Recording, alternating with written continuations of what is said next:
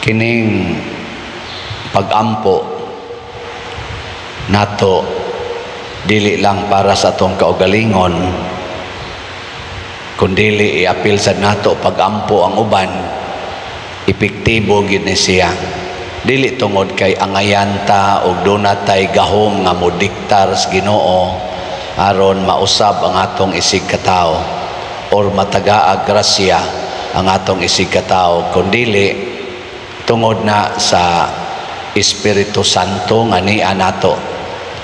Matud pa sa atong tubag sa Salmo sa to, gihatag mo sa imong anak ang gahom ibabaw sa tanan mong binuhat.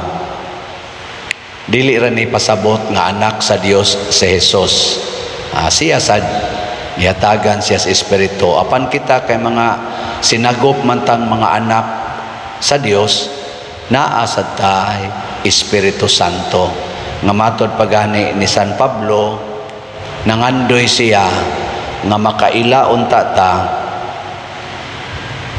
masayran unta ninyo ang kadako sa iyang gahom nga ania kanato, mao ang gigamit niya pagbanhaw kang Kristo o pagpalingkod kaniya sa iyang tuo dito sa langit.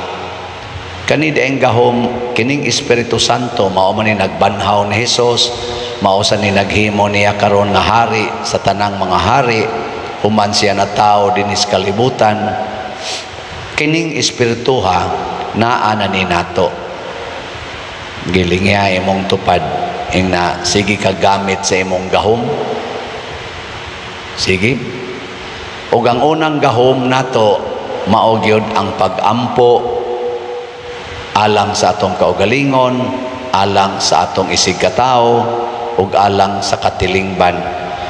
Mao man bitaw nga karong adlaw maoy culmination sa atong AACOM or Asian Apostolic Congress on Mercy. Naghimo karong kaadlawon, ganiyang kaadlawon sa atong procession, grand procession, pagampo. Dako kayong misa diha sa Basilica de Santo Niño.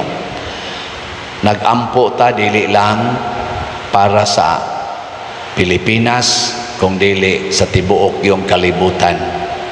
Pero matod pa ni Kristo sa Ebanghelyo, kadtong moangkon, maging sa to pagsulti dire, bisan kinsay magsugid atubangan sa katawhan nga siya akua, mauusab ang buhaton kaniya sa anak sa tao atubangan sa mga anghel sa Dios.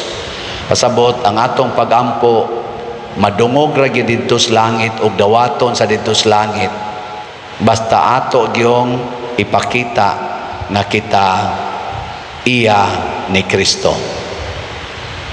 Unsaon man pagpaila nga kita iya ni Kristo, ato gyung puy-an ang iyang mga kasuguan ug ang matang sa iyang kinabuhi. Mabuta nang magsigitag simba, magsigitag ampo dinhi nya libakira kay tas tanan, palaaway kay ta, tikasan pagyud kaayo, mura magway epekto ang atong pagampo. Puy-an ang kinabuhi ni Kristo. Unsa may mga kinabuhi ni Kristo, sige naman akong sulti diri og iya sa nang gisangyaw, mao sa na iyang gitudlo siya mga apostoles. Ang una gyung kinabuhi ni Kristo kana gyung kabus, kakabus. Ikaduha, ang pag-alagad sa mga kabus. Ikatulo, ang paghigugma sa mga makasasala. Pero siya way sala, pero nahigugma sa mga makasasala. Kita lahi man, sige tagpakasa, sige sa tagpangaway, sige sa taog panaway sa atong isig ka makasasala. So una, kabos na kinabuhi, nahigugmas mga kabos, nag-alagad sa mga kabos o nahigugma o nag-alagad sa mga makasasala. O ang lain pagyod nga matang sa kinabuhi ni Kristo para atong ipakita sa mga tao, kini nasang pag-antos. Andam tang muantos hangtod sa kamatayon. Kanang tao nga magbuhat ani, magsigig antos, magsigig alagad, magsigig higugma, usahay gani tawgo ni sila the living saints, sama ni San San Vicente Ferrer, San Juan Maria Vianney, ni Mother Teresa, sila si Saint John Paul II, Bishop Chopilo Kamomot. Mao ni sila ang mga tao nga murag makaingon ang mga tao, inigtanaw pa lang nila murag mga buhi nga mga santos.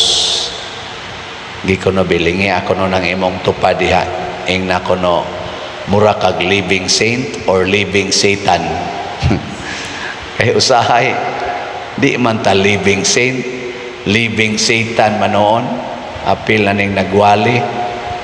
Ngato sa mga politicians, nasa pipilaan na nila nga murag living saints. Kanabitang politician nga nagpabiling kabos, nangalagad, nahigugmas mga kabos, nahigugmas mga makasasala, dili magsigig panaway o pangaway sa mga makasasala, niya labaw sa tanan, kamaong muantos para sa kadaghanan, dili magsigilag lipay-lipay, siging padato, siging pamalitan ng ilang mga gustong paliton nga mga mahal kaayo, mga materialistic kaayo, di gyud makitaan ang Ginoo. O ang katapusan, sama ni San Pablo, sama sa mga santos, kanigyong makanunayong pag-ampo. Kanabitang kamaog yung morosaryo kada adlaw, kamaong muhimo og mga buhat sa pag-ampo. Mabita din sa atong parokya, maghimo gid ta og daghang pag-ampo na ata dinhi kada semana, ato na nirong gibansay, mag-ampo ta pinaagi sa pagprosesyon sa imahin sa atong patron San Vicente Ferrer.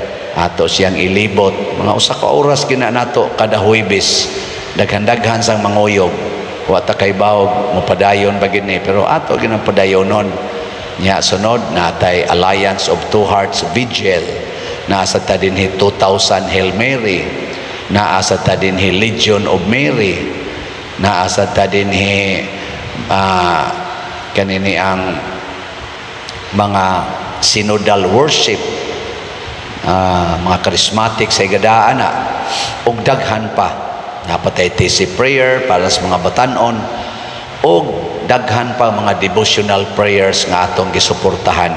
Ngano man kay kini manggong pag-ampo mga igsuon, mao gid ni ang atong makapalihok og makapadako, makapalambo sa gahom sa Dios nga niya nato.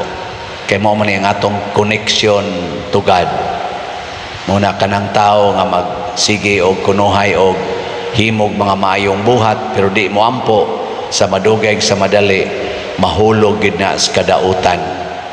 Mahug ba kay maigo man na siya sa tentasyon sa yawa. Ang yawa maro kay na ana-anaon ra ta na lipat-lipaton nya, gwa tay pag-ampo, dali ratang malipat.